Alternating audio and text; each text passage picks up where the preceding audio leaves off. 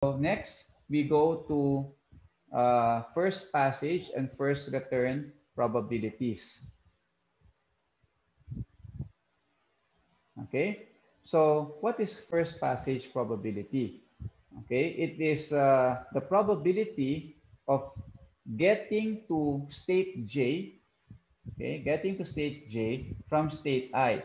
So the subscript here, ij, means that you are in state I now, and you want to determine the probability of getting to state J for the first time in n steps. Okay, for the first time in n steps. So what does that mean? So let's go back to the transition matrix. The transition matrix tells us that a customer can actually move from A from A to B in one step. Okay, from A to with a 20% probability. Okay, it can move from B to C in one step with a 30% probability. That is the transition probability. How does the transition probability differ from the first passage probability? Okay, whereas we say that it is possible for a customer to move from station A to station C with a 20% probability in one step or in one period, we are not certain that the customer will do so. Kasi there's also a chance that they will continue with station A, or the customer will transfer to station B. We are not sure. That's why it's probability. So therefore, after one period, it is probable that the customer will not transition from A to C. Okay, so we're talking about A to C. Okay, so let me write that. We're talking about what's the difference between P, okay, what we have here is PAC, and that's PAC is 0.2, this one. Okay, that's what we have. What's the difference of PAC between PAC and FAC?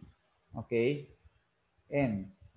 Okay, so FACN simply means that this is the probability that a customer will be in station A now and will patronize or gas up in station C for the first time after n periods. After one period, the transition probability is 20%. Again, it is possible that a customer from A will not go to C after one period or after 1 week. It is still also not possible, okay, because of these probabilities here, it is also possible that the customer will not shift from A to C after 2 periods. Now, if finally the customer shifts from A to C after 3 periods, then we compute that probability that the customer shifted from A to C after 3 periods. And that would be the first passage. That's the first time that the customer will actually shift from A to C. Okay, so again, this is the key word here. Now, first, it is the first time that the customer will actually transition from state I to state J after n number of periods. We can actually calculate that probability. Okay, so perhaps to make it more understandable, going back to my example earlier on your employment job positions, it is possible for you to transition from, again, every period, no, it is possible for you to transition from being an assistant supervisor to a supervisor, or from being an assistant supervisor ma-promote ka diretso to uh, production manager. It's possible. The transition is possible. Okay. However, there is some sense in asking what is the probability that you will shift or you will be promoted from assistant supervisor to manager, production manager, for the first time after 5 years. Is there sense to that question? Okay, so if you talk about the probability that you will be promoted from assistant manager or assistant supervisor to production manager, these are your states, no? For the first time after 5 years.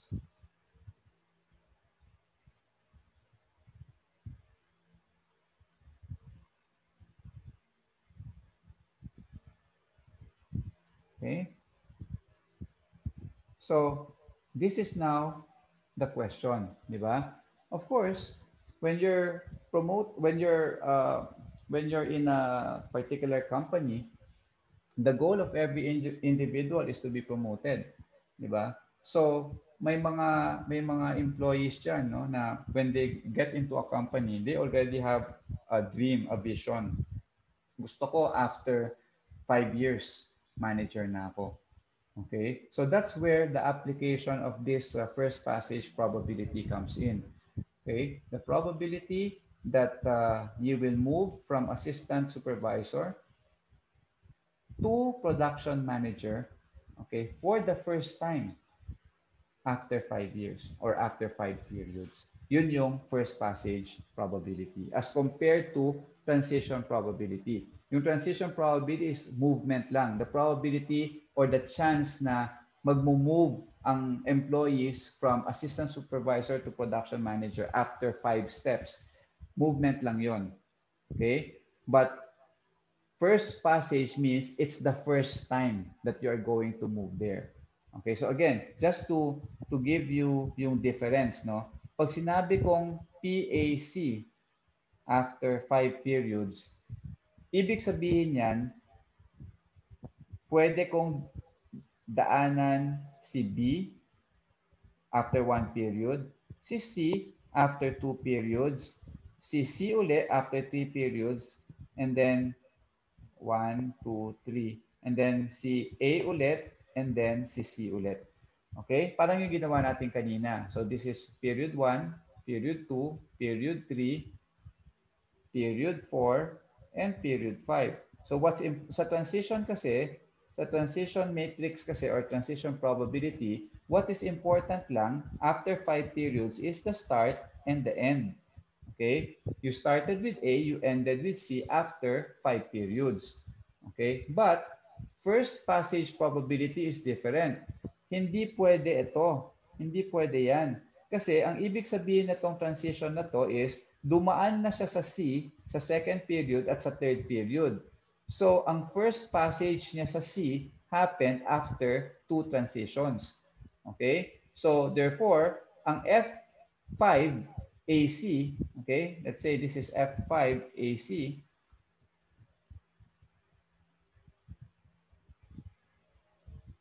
is different from P5AC kasi ang F5AC, ibig sabihin, dapat hindi kasali ito. Okay? Pwedeng A, B, A, B, C. Yan. Kasali yan sa F5AC kasi first passage. Ibig sabihin, in this transition that happened from A to B, B to A to B, and then B to C, the process actually passed from A to C for the first time in 5 transitions or in 5 periods. Okay, I hope the difference is clear between transition probability and first passage probability. So now, if we change C and you make it F5AA, wherein your I is equal to J, okay, then the first passage probability is still the same, no? First passage pa rin. Okay, first passage pa rin from A now to A 5 periods from now. Pero ang special name na tawag natin dyan is first return probability. Ibig sabihin, nasa A siya ngayon, tapos after 5 periods, first time niyang makabalik sa sarili niya, makabalik sa state A or sa gasoline station A. So a customer is patronizing gasoline station A now and then continues to shift to other gasoline stations. Tapos bumalik siya sa gasoline station A where he or she is now only after 5 periods. We call that a first passage probability pa rin. Yung passage is from A to A. The special term for it is first return kasi bumalik siya. Okay, kaya first return probability if I is equal to j. Okay, so ito yan ha. If I is equal to j, we call it the first return probability after n transitions. Okay, so again, as I mentioned earlier, the formula derivations of all of these for Markov is always based on conditional probability. So take note that period 0, which is now, the process is in state I. Okay? So that's given. Yan yung given condition. Ngayon, nasa state I ka.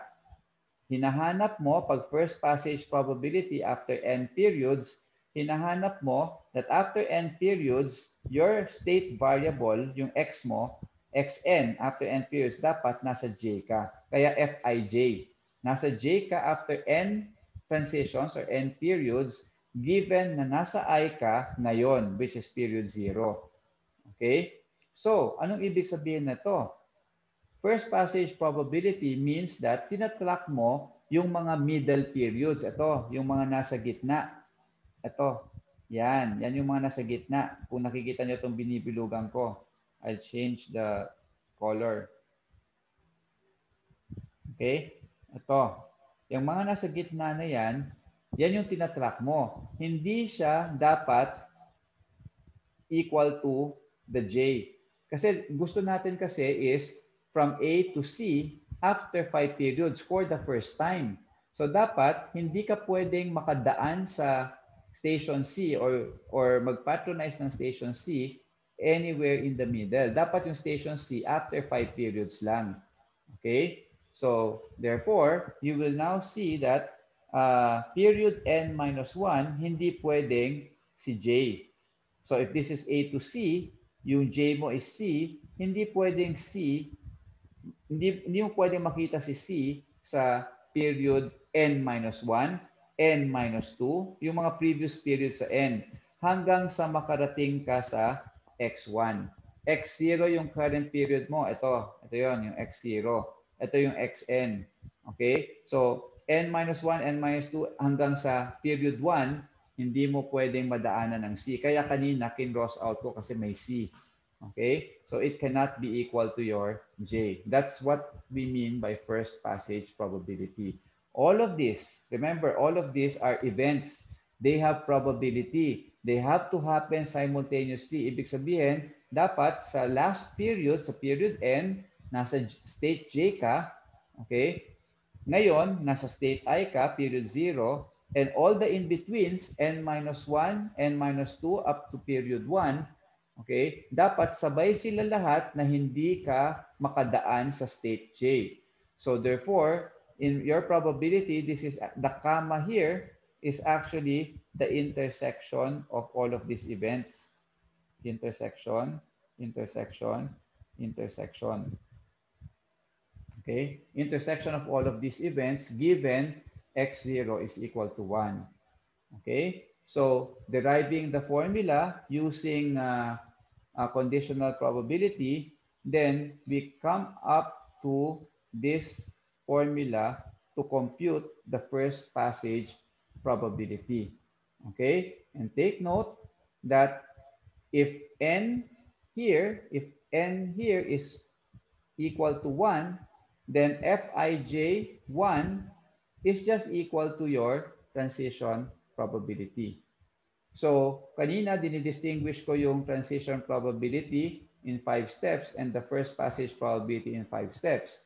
And I told you that for as long as you don't see state J in the middle, okay, you have I here and J here, that's the first passage probability. And magkaiba ang transition probability compared to first passage probability. Okay, these two are different. They are only the same if your n is equal to 1. Okay, if your n is equal to 1. Okay, so this is now our working formula, and this is exactly what you will see in the notes that follow. Okay, this is our working formula. Exactly what you see on the right. Okay, so just to give you an example of computing first passage probability, okay, you have this problem.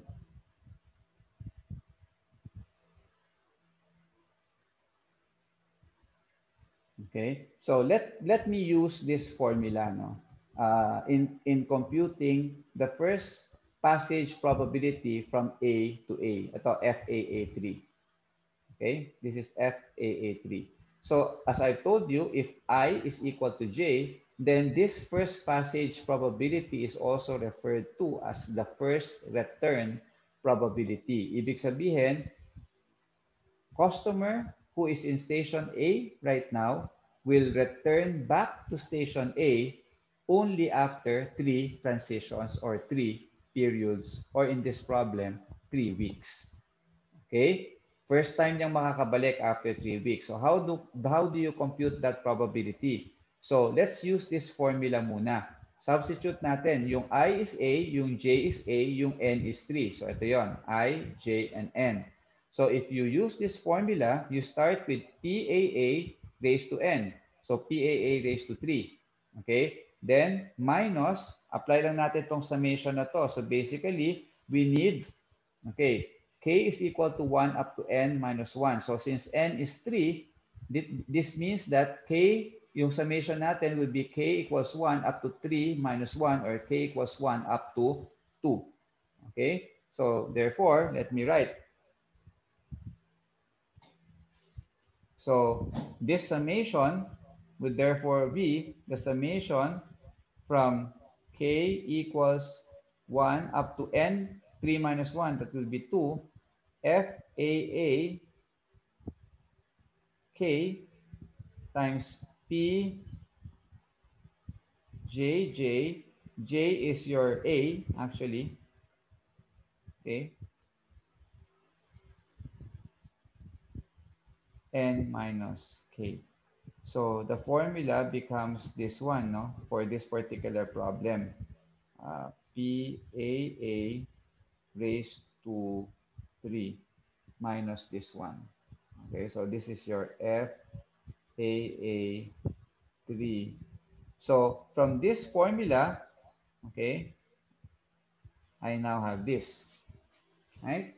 So following your expansion, so you will see that since K is from 1 to 2, let me have this again. Since K is from 1 to 2, okay, you will now have K is equals to 1 muna, no? So FAA1, so this is your FAA1 times your PAA3 minus 1, or 2. So PAA squared. So this is your PAA squared. Okay. Next, after multiplying this for K equals 1, you repeat it and add K equals 2. So if K is equal to 2, you add plus, okay, then FAA2, okay, FAA2 times P,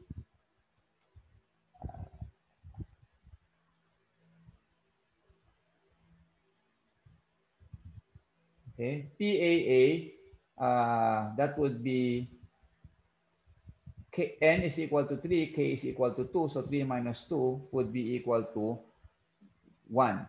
So this is this should be 1. Actually, that's 3 minus 2.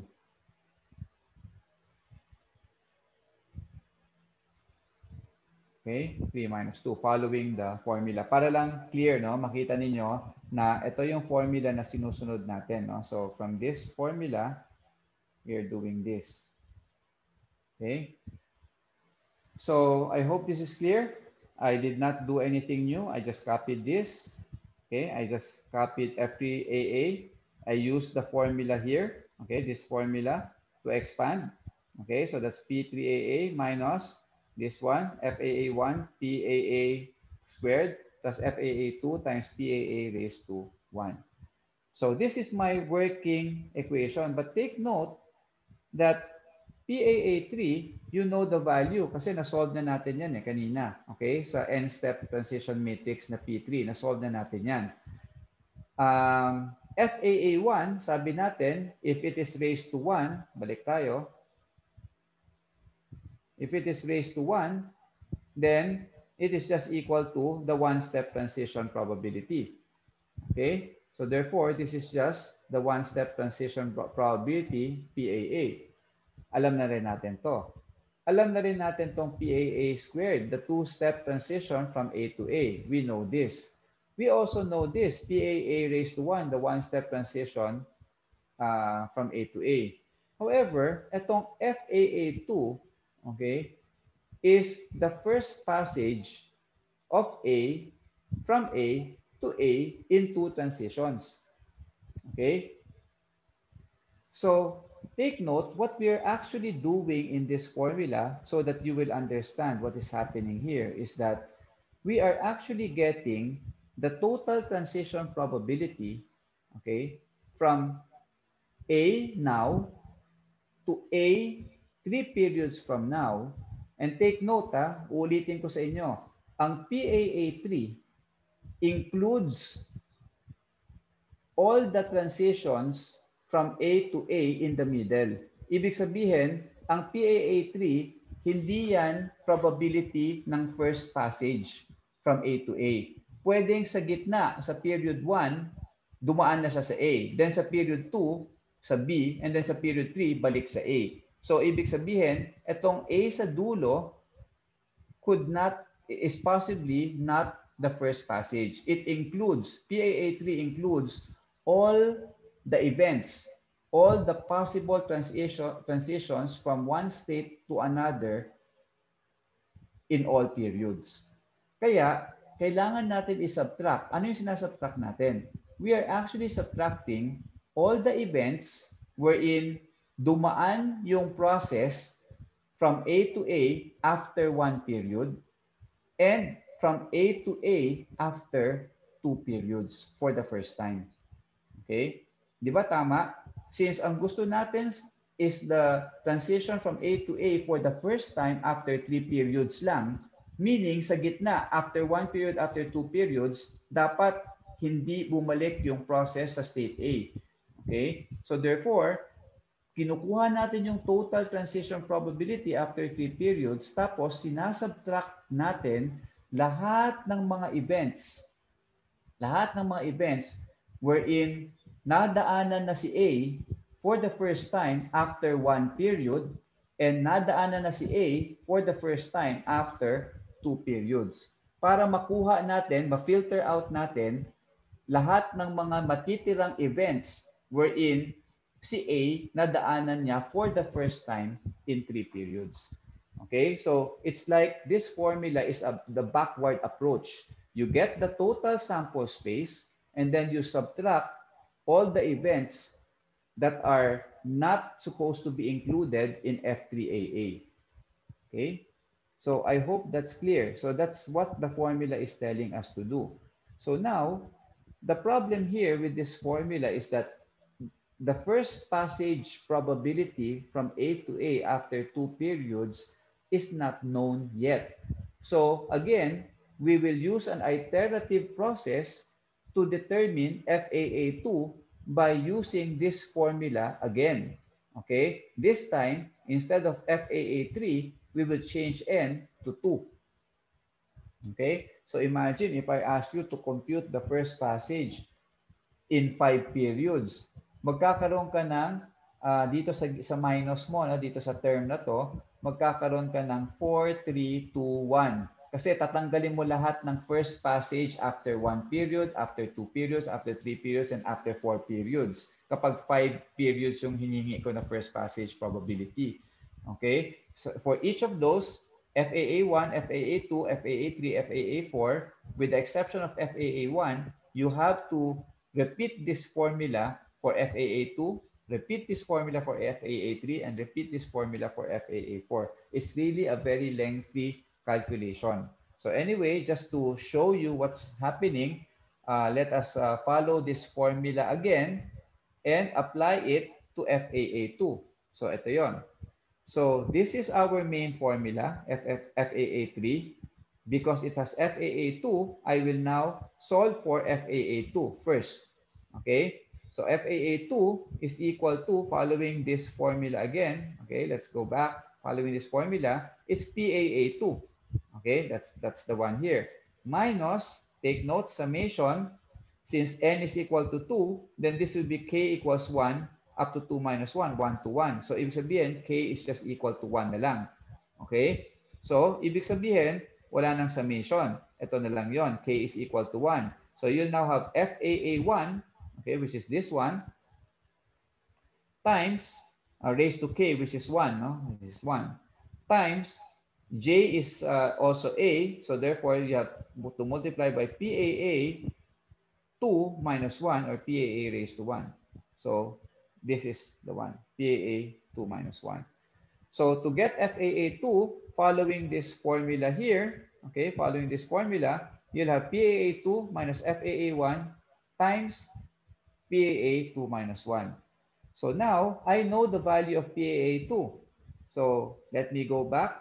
I know the value of PAA2. PAA2 is equal to 0.42. So I go back. Okay. PAA2 is 0.42. So that's the one, 0.42. And then, I know FAA1. Sabi natin, FAA1 is the same as PAA. Okay, so FAA1 is equal to PAA one step. Okay, one step.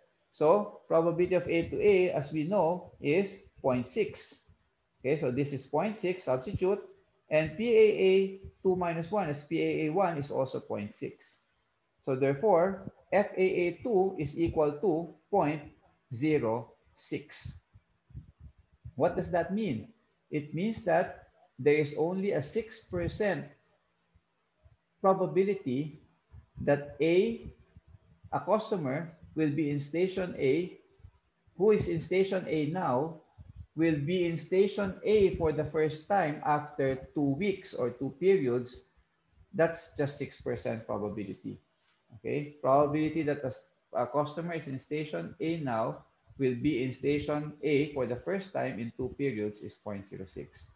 Okay, so now that we know FAA2 to be 0.06, we can now go back to this main formula. Okay, so going back to the main formula, we have also calculated earlier the transition, the 3-step transition from A to A, and let me just show you that this is the 3-step transition from A to A. So that's 0.336. So let's substitute. PAA3 is 0.336 minus FAA1, as we've said, is equal to PAA1, that's 0.6.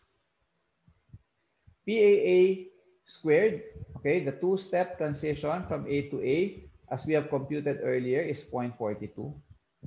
Okay, plus FAA2, as we have computed here, is 0.06, so substitute. And then PAA1, 3 minus 2, is 0.6. Okay, so having all the values now, we have it here. We compute F3AA is therefore equal to 0.048. You will see, paliit ng paliit yung probability. 6% chance that you will be in A for the first time after 2 periods coming from A is 6%. And there is a 4.8% chance or probability that a customer who is in A now will go back to A for the first time after 3 periods. That's 4.8%. Okay? So this is the calculation using the formula given in our PowerPoint. Okay? Which again, let me explain, is the backward approach. You get the total probability, the n-step transition from I to J, and then you subtract all of the first passage probabilities into J, okay, first passage probabilities into state J, okay, in all the preceding periods. That's why it's k equals 1 up to n minus 1. Remember, we are in period 0. State I is in period 0 here, okay? State I is in period 0. So therefore, we cannot have, if we want the process to be in state J only for the first time, only after n periods, then we cannot have J, okay, we cannot have j in period 1, 2, 3, up to n minus 1. Okay, and that's why we have to remove all those event probabilities from the total transition. Okay, so this term represents the summation of all the first passage probabilities in between. Okay, that should not be allowed. Okay, that's why we're taking it out. So that's using the formula. So now I can compute using probabilities, diba? Just by looking at probabilities.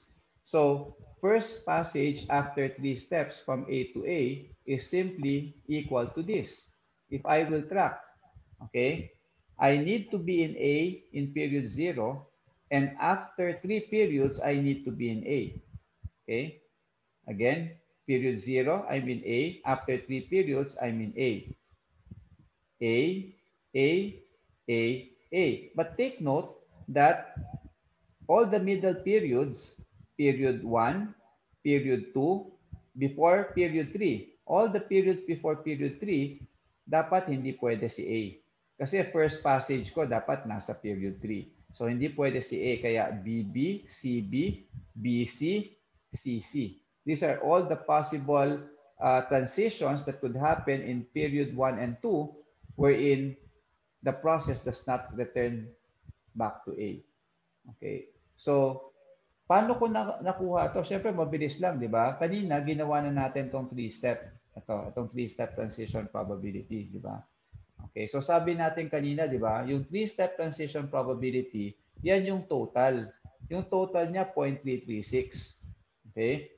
Pwede ko na itong gamitin. Mahaba lang to, no? Pero pwede ko na itong gamitin. Tatanggalin ko lang lahat ng mga events dito na yung gitna may A. Okay? So ano yung mga gitna na may A? If we follow this formula in the handout, this one, I'm on the right side of the screen. If we follow this formula in your handout or in your PowerPoint, then what we are actually doing in this formula is we get the total, which is PAA3. Okay? Ito yung PAA3. Okay? Yan yung total. Ito yung 0.336 na yan, yung total. It represents all of these events here. All. Okay? We now have to take out lahat ng mga may first passage sa gitna, sa period 1 and period 2. So ano yon? Ito yon. Hindi ka pwedeng dumaan sa A. Let me use a different color. We have to take out all the events wherein there is A in the middle. Ito, tatanggalin ko rin to. Hindi pwede yan. May A sa gitna eh. Kasi pag may A sa gitna, hindi na siya first passage after 3 periods. May nauna na. Kaya tatanggalin ko yan. So ito, tatanggalin ko yan. Okay, may A sa gitna eh. Ito, may A rin sa gitna. Tatanggalin ko yan. Ito, walang A sa gitna. So check. Okay yan. Okay. Ito, wala ring A sa gitna. So check. Okay din yan. As you can see, first passage mo will only happen sa period 3. Okay? Ito, may A uli sa gitna. So, tatanggalin ko to. Ito, B to C to A, okay yan. Ito, C to C to A, okay rin yan. First passage niya nasa third period. So, as you can see, out of the 9 events wherein you will start with A and end with A after 3 periods, to compute the 3-step transition from A to A, there are 5 events that I need to cross out. 5 events. Okay? So, kapag ginawa ninyo, okay, itong 0.336, minus mo yung mga probabilities ng bawat event na yan. Okay? 1, 2, okay? 0.336 minus the probability that this will happen, minus this, minus this, minus this, minus this, you will get 0.048. Okay? The first passage probability. Or, the forward approach is to just calculate the ones with check. Okay? So, the ones with check. So, ito yun. ABBA, ACBA, ABCA, tsaka ACCA. So, let's move. Okay? So, itong apat na to, yung apat na yan, is what you will see here. Ito yun, ABBA, ACBA, ABCA, and ACCA. So, I just simply got the probabilities, itong mga nakasulat dyan sa ilalim, yan. Okay, kinopya ko lang, dinagay ko dito. Okay, then calculating it, it will come out to be 0.048. Okay, so that's the meaning of this formula. Okay, it's the total transition for within n periods from I to j, and then you just subtract all the transitions wherein there is j in the middle periods. Okay, and when you do that, you will get the first passage probability to be 0.048.